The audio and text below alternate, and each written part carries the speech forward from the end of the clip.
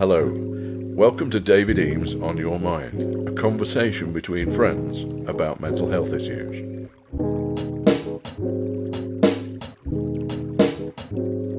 Hello, and welcome to the David Eames On Your Mind podcast.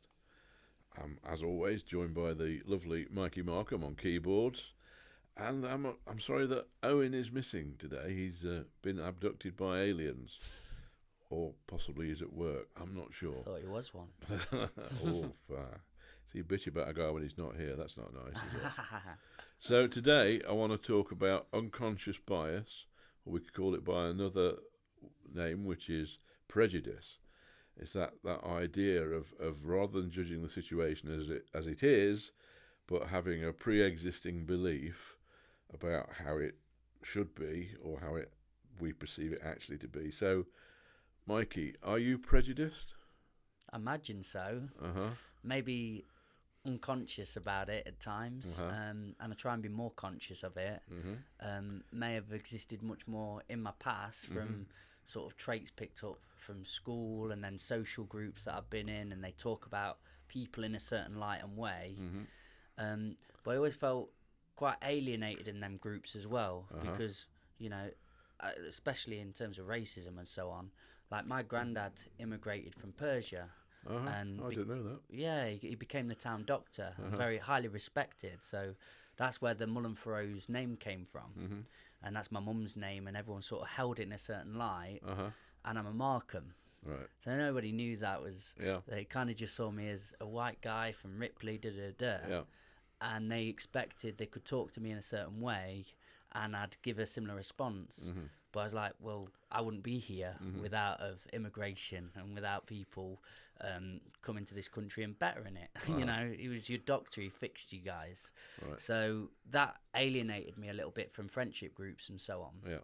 So I've always had a sort of reflectiveness towards them situations, and a lot of questions have arose, and been curious about why people like have prejudice. Yeah, so that's... So here's a tough question. Are you a racist?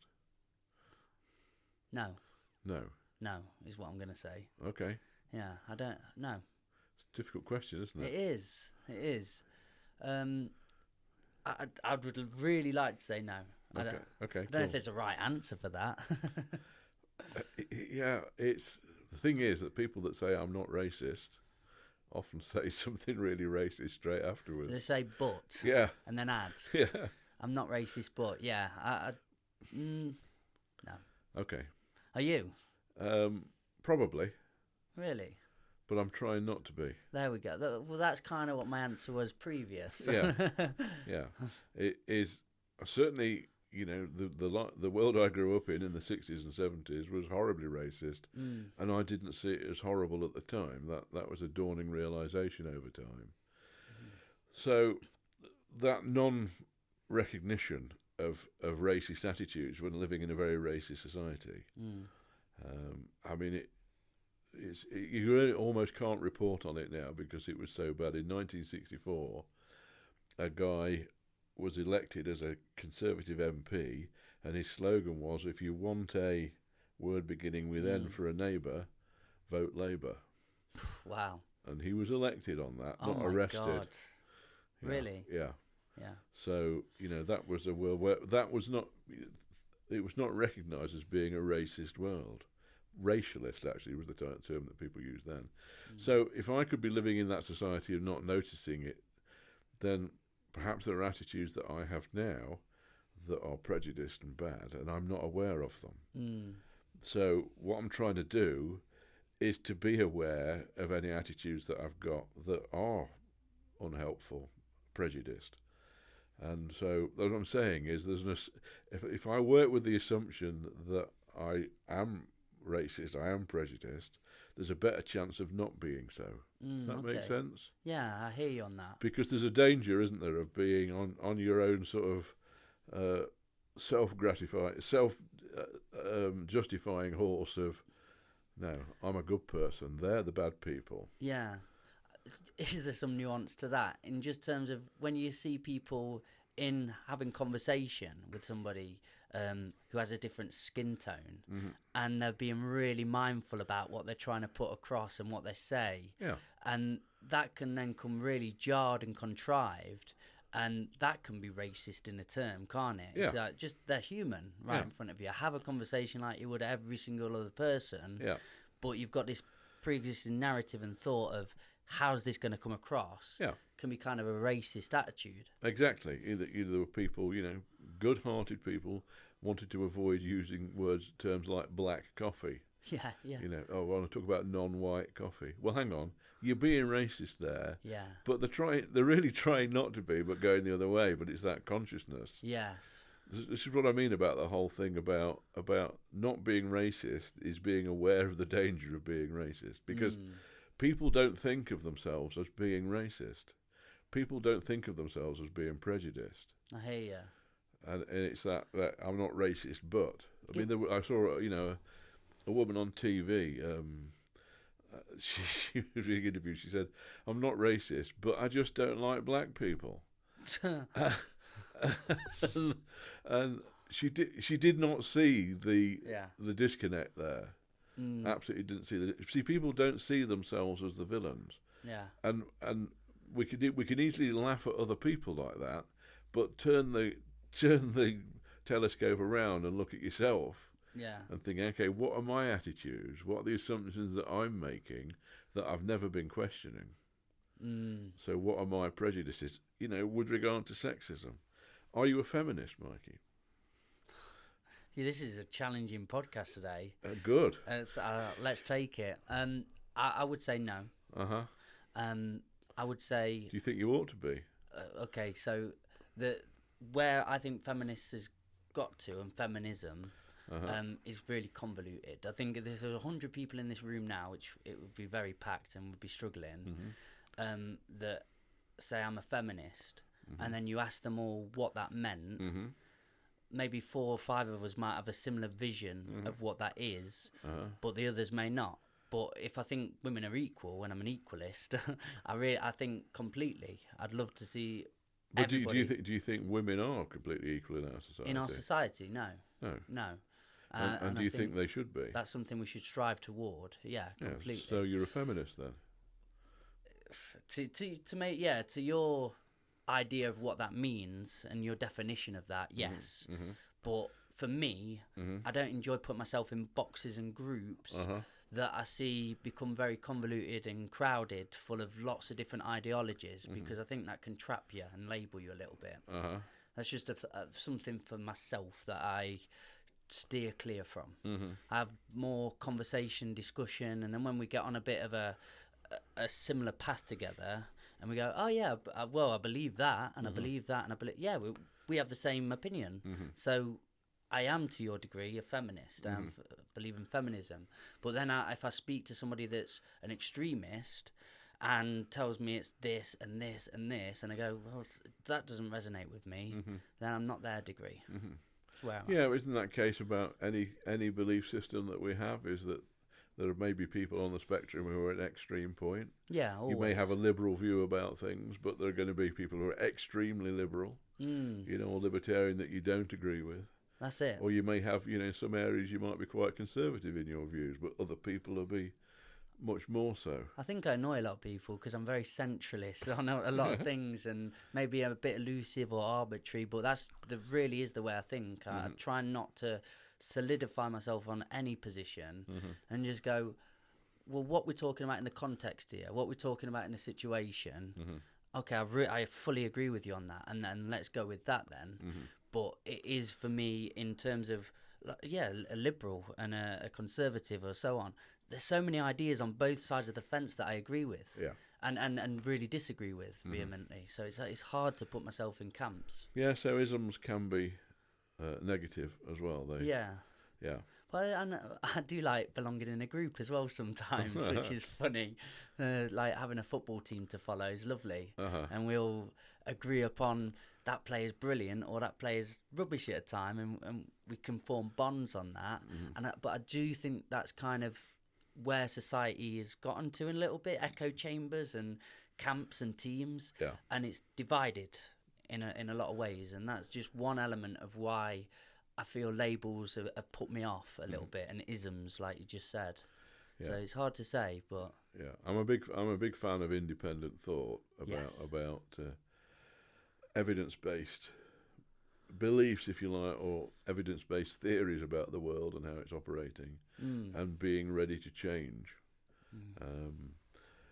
Prejudice is unavoidable because we have a set of beliefs that guide the way we perceive the world. We don't perceive the world as it is. Yeah. We'll maybe do another podcast in the future about perception. The idea that there's no such thing as a rainbow. The idea that there's no such thing as a rainbow. Yeah. It's just what you perceive. Yeah, because electromagnetic radiation does not vary in bands. It varies continuously.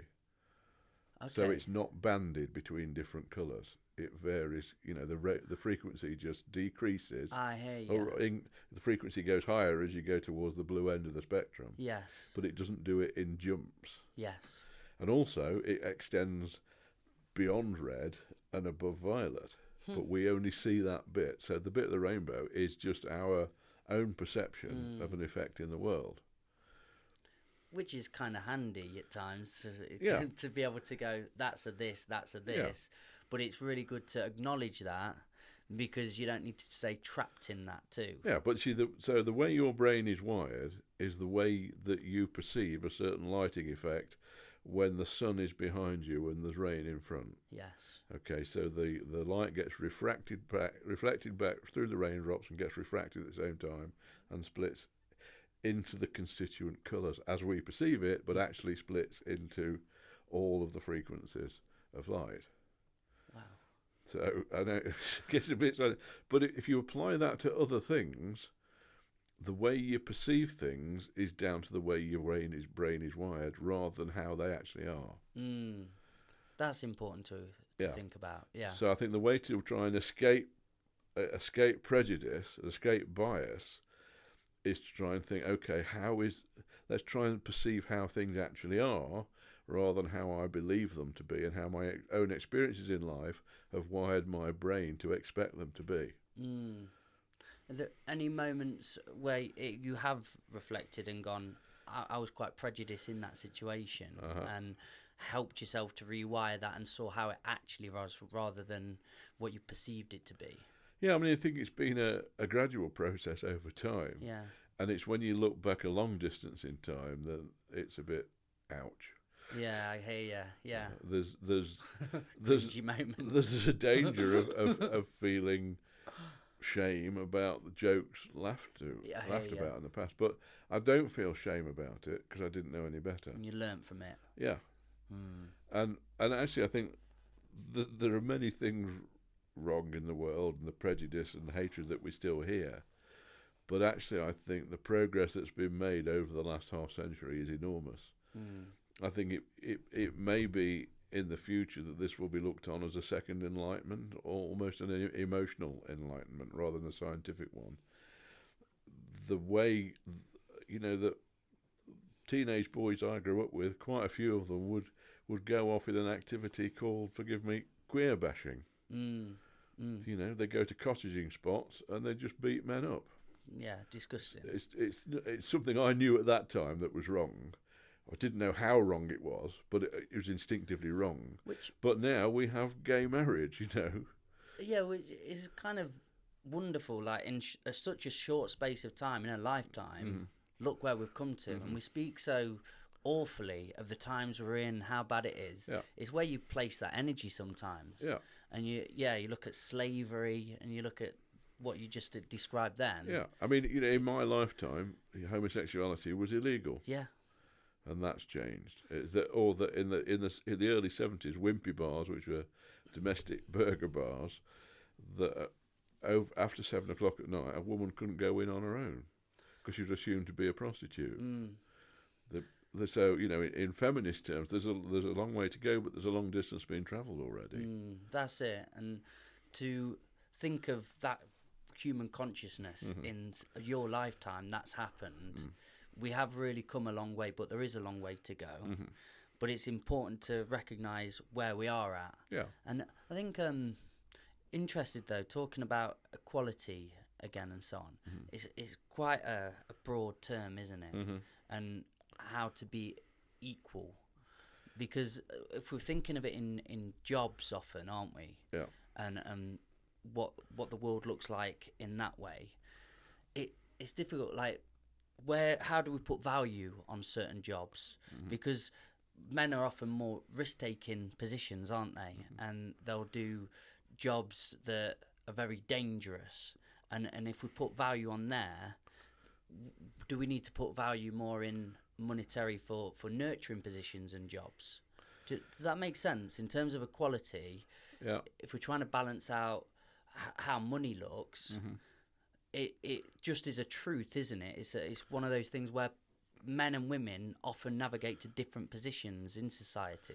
Yeah, I think, in a large office block, they might miss the cleaners more quickly than they miss the chief executive. Yeah, 100% true. If the toilets start getting blocked up. But that's a small percentage, isn't it? Like, and it is probably often men at that position because they're very adamant to get to the top and power hungry.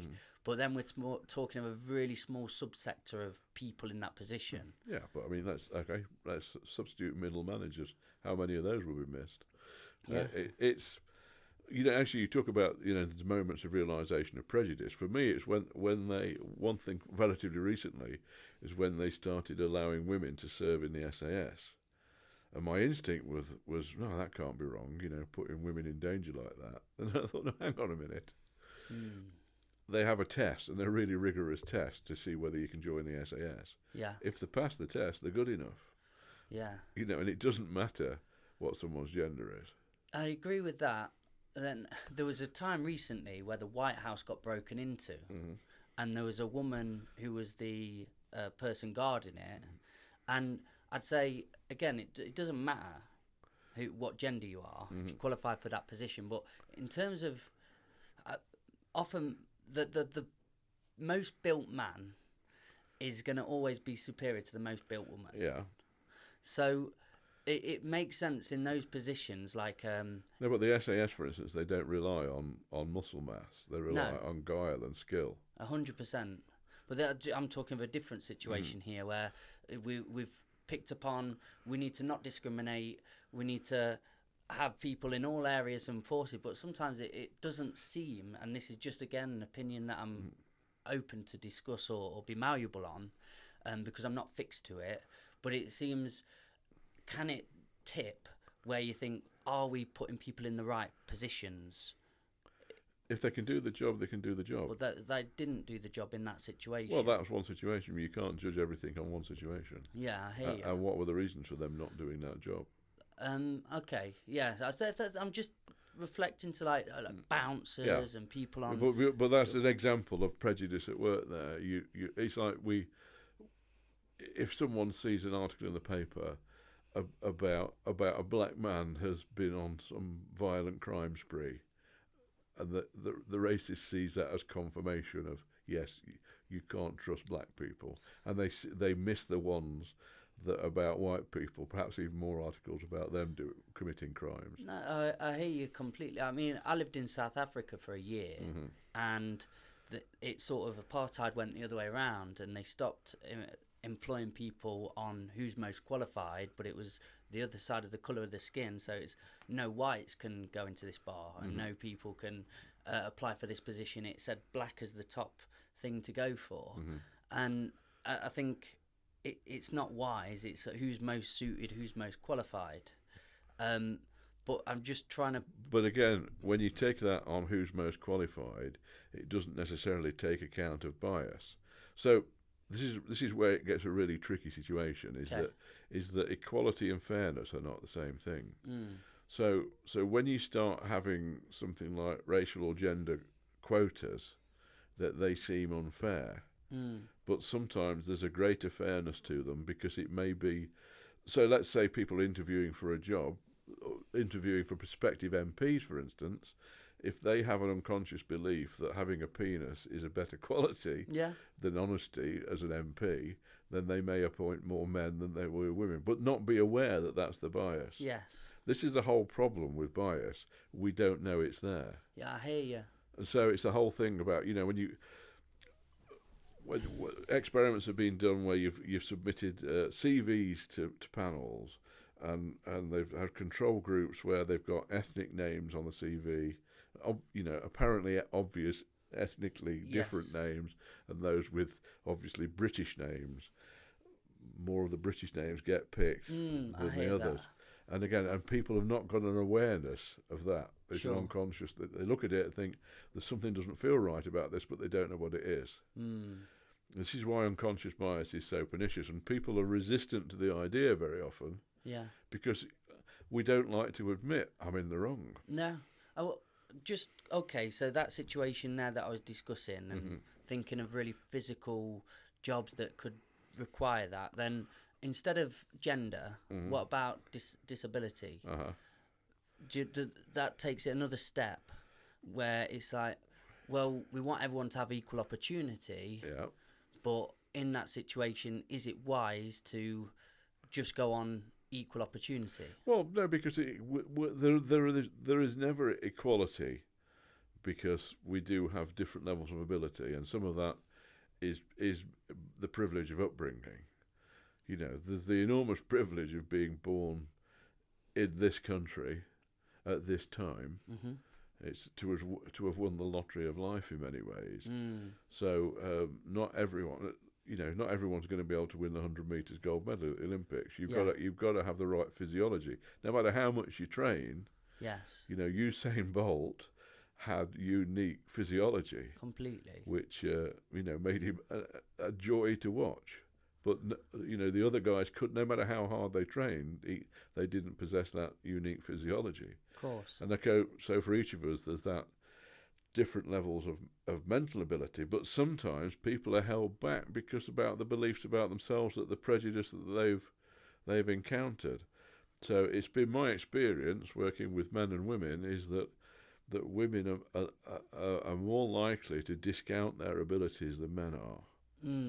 That women have been conditioned often by maybe going to play groups, and they've been handed the nurse's uniform, and the boys have been handed a doctor's coat. That's like indoctrination, isn't it? That's right. And there's internal bias builds up there. Internal prejudice against the self, and it's like the whole thing about the gap between female and male earnings, and they say, well, it's the same for everyone, but there's a negotiation goes on, and the men are more likely to negotiate a higher settlement than the women, and the system doesn't take account of that, and the system says, well, fair, you've all got the same choice.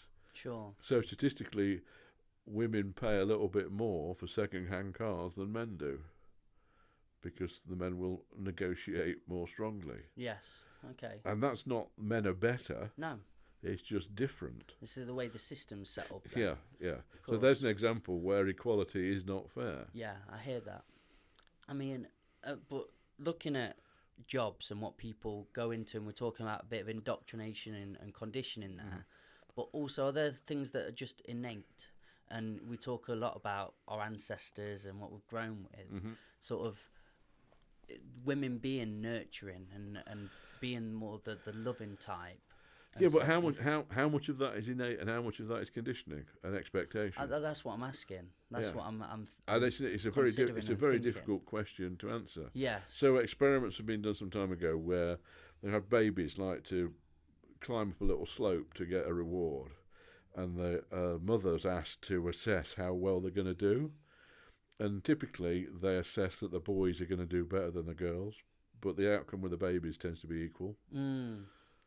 Yeah. So it's about expectations there. So some of these things run really deep. Sure. And the idea that women are more nurturing than men, maybe that's just conditioning. Maybe. Potentially. Yeah. I'm not giving you the answers. We run a session called Muck Out Mornings, 0 to 4 on the farm, if you want to come down. And again, it's hard to tell, isn't it? It's hard to draw the line on, is this just been conditioned in because I've not met the parents and not spoke to them? But honestly, you look at the lads that all come and they're in the 0 to 4, they love the carnage. They love they're doing like throwing things at each other. It's quite stressful at times. Yeah. And genuinely, we put stuff out and we don't tell them where to go. Yeah. And the girls will be doing the kind of the nicer, the playful things where they're not trying to destroy. There are obviously evolutionary things here. Yeah. You know that there's an evolutionary benefit for men being better at fighting, because for many species there's competition between males to have mates, and some of that is physical competition. And testosterone works a little bit that way. So rather goes to my White House argument. yeah. So rather, but again, if you've got somebody that's in a position of protection, maybe having less testosterone and a less violent attitude may make them more effective. Yeah. Because they might be less ready to shoot when necessary, Talk through the situation. And it may be, rather than women being more nurturing, maybe men, because of testosterone, are more selfish. Yeah. So it's. I listen to all that and I hear that, and I haven't made an argument for it, and I'm not set in a stone in any position of it. But I find it really interesting to talk. But men and women, there are definitely differences between men and women. Where they originate from is hard to know. I mean, some research that's done recently fascinated me, is that men and women see tasks in the home differently. So, if a woman walks past a pile of washing, it's there's some washing to be put away. A man walks past a pile of washing and just sees a pile of washing. Yeah. He doesn't see it as a task to be done. And that can bring the stress into different people, can't it? Yeah. It must be nice to just walk past in that way. I should know, but for somebody to be like, a task and another task and a task, it can't be nice to be a feeling with, can it? Yeah. Where we could just walk straight past it. There's that. So it's about being able to question yourself and question your own beliefs. That's skepticism. That's important. Healthy skepticism. Yeah. But that's what skepticism is. It's always healthy. Because it's that, I think could some I be people wrong? Can't trust anything though. I think that's an unhealthy skepticism where everything that can't be true. That can't be true. That's not skepticism. That's just insanity. Yeah. Well, I call that unhealthy skepticism. I think there's a healthy way about it where you can question things. No, I mean, from a scientific point of view, skepticism is about evidence-based thinking. Sure. It's not saying that's not true. It's about saying what's the evidence for that being true. And it's not about saying that science is the truth, but it's the best approximation that we've got to the truth. And also, it's being ready to change it in the light of changing evidence. This is a key thing, I think, for science compared to conspiracy-based beliefs, is that if the evidence changes, the theory has to change. Yeah. So the scientific approach is to test things on the basis of, can I make the theory break? We're trying to find something that the theory doesn't fit, rather than most belief systems are trying to find where it does fit. You can always find proofs to fit it. Science always tries to disprove itself to prove itself. Yeah. And that's what I'm doing in this discussion, is really to refute and hear that perspective grow stronger and stronger. I've not heard you refute anything. You may have challenged some things, but you've not succeeded in refuting anything. No, challenge. You know me and words, mate. They don't go hand in hand. Yeah, well, you know, progress to be made. I'll keep doing it on this podcast. We'll get there. Yeah. You can have a bingo card at home, and every word that I've just got slightly wrong and put another vowel in or something, you can add. Yeah, and we could do more about, insecurity on those issues in the future. I only have it because of you guys. I notice I'm in the plural now. Owen's here in spirit, if not in. We miss you, mate. Yeah. He'll be listening in. Probably not. I don't think he ever listens back to anything. Only every time I say, that was a good point, he's like, best go and listen to that then. No, it's interesting. Yeah, so thinking about what you believe, also being aware if you're making generalizations. If you're saying, all white people are, or all Brits are, or women tend to be, they're always wrong. Yeah.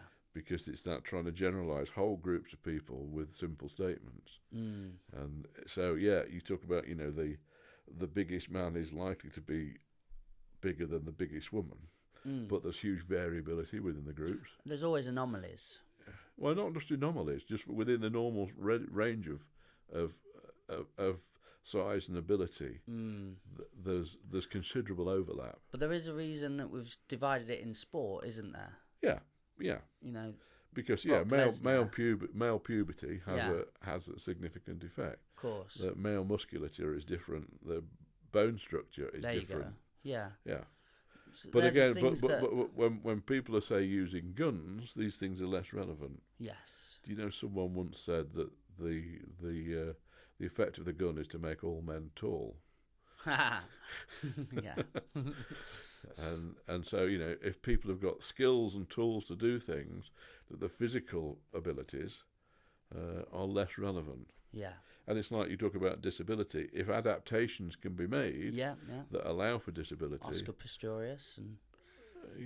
maybe not the best example. Well, there was adaptation to be made, and he could come really fast. Yeah, and he was quite good at being fast on his stumps when he'd go and shoot his girlfriend. Yeah. But you don't have to be able-bodied to be a murderer either. Yeah, I was very much in a different mind frame of what I was alluding to. It was a really odd person to pick. Yeah, I was on about when... I hear you. Oh, yeah. Yeah. Completely throw me that out. The idea of Oxford Stories is a good example. Not so much. Maybe not for that example. Maybe saying about how you feel about women unconsciously, that is. Is it? Yeah, maybe you're saying it's okay to shoot your girlfriend as long as she's fast at running. I don't think so. No.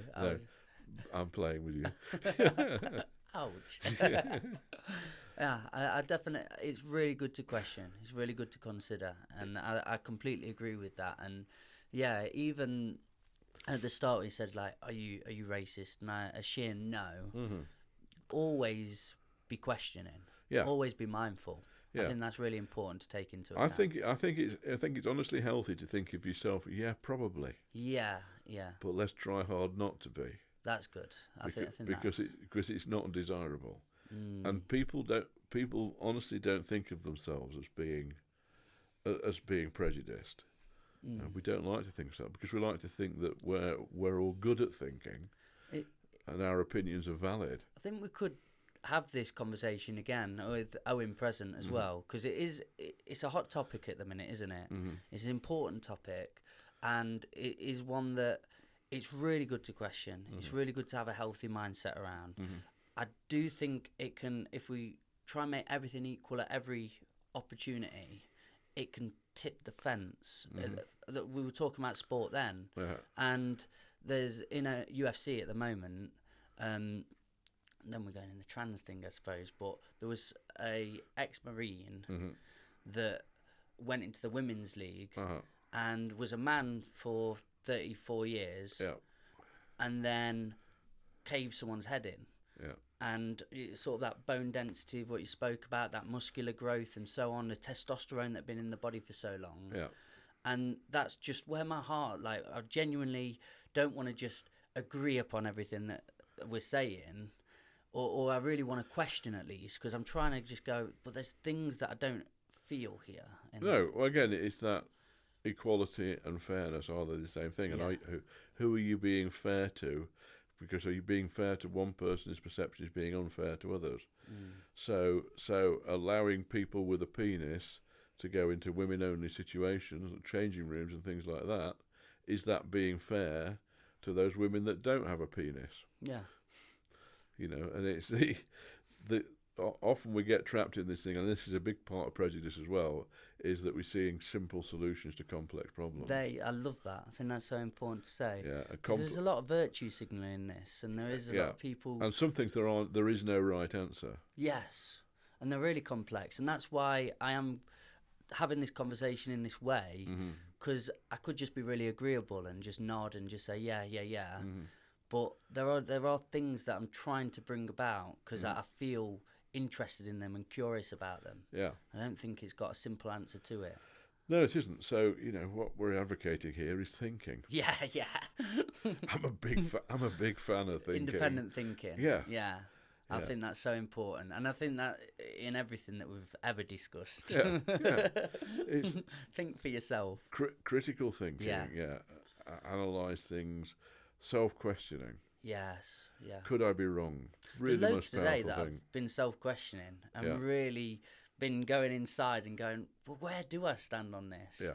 I think that's good. It's really healthy to do that. Yeah, because there have been many times in my past when I've had very different opinions about things to those I have now. So it would be wrong for me to assume that what I currently believe is the truth. Yeah. Okay, it's the best approximation I've got at the moment. But one thing I do love is that feeling of finding out I'm wrong about something. Yeah. It's like that thing about women in the SAS. Oh, wow, yeah, I was so wrong in my opinion about that. And that for me felt like growth. That was good. Yes, yeah. And so challenging others isn't necessarily a bad thing to do. It's interesting when you've got a group of people who've got one member of the group who's expressing racist opinions, if the rest of the group don't challenge them, often the severity of the opinions increases because they feel that they're getting tacit approval from the group. That's something to consider and be aware to, is if you are trapped in an echo chamber, Yeah. or you're trapped in a hive mind of thinking, and don't feel pressured to just have to agree upon everything they're saying and go along with it. Yeah. That's where it becomes very dangerous. I remember over 30 years ago, going to the golf club, and there'd been quite a racist conversation going on, some jokes being made. And I went home with a friend of mine who was a GP at the time, and he said to me, David, why do we put up with that?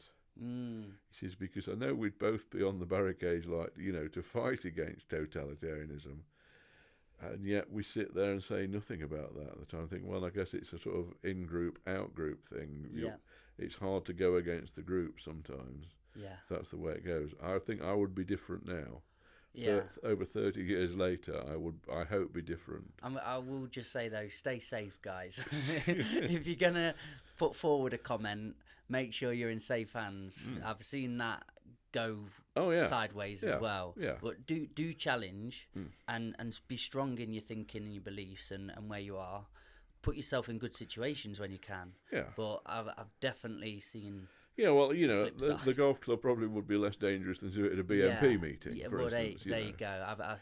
I had a friend, really good guy, and he did challenge somebody in a silly pub that we're in, and the philosophy of Ripley has been thought to be this certain place, and it was in the breeding ground of that, and he was challenging it, which again, rightfully, but he got glassed at the end of the night, and I was like, oh, bless you, man. Yeah. You're doing the right thing, genuinely. A mate of mine used to be subdivisional commander of the police in Ripley. We used to call him the Sheriff of Ripley. It's very old school. The Sheriff of Ripley, that suits. Fits. Yeah, we were once going for a dinner up at the Regency Rooms and getting separate cars up there to meet in a pub on Ripley Marketplace in dinner jackets. Right. And this copper said to me, he said, if a fight starts when you get there, can you keep it going till I arrive? But anyway, we're getting off subject a little bit there. Why not? So maybe that I'm expressing some of my prejudice about Ripley there. Yeah. And I'm talking over 30 years ago. I'm sure it's now a haven of acceptance we've and got flower the old farm children. bus now. Yeah, making deep changes to them young. Okay, so I think we've I enjoyed it. Yeah, we've explored that a bit. I think hopefully it'll be a bit useful. No real answers, as so often on these podcasts. I'm sorry about that. We don't really have the answers. We're all kind of muddling through in a confusing world. But maybe it gets a little bit confusing if we can think hard about it. Thanks. Goodbye.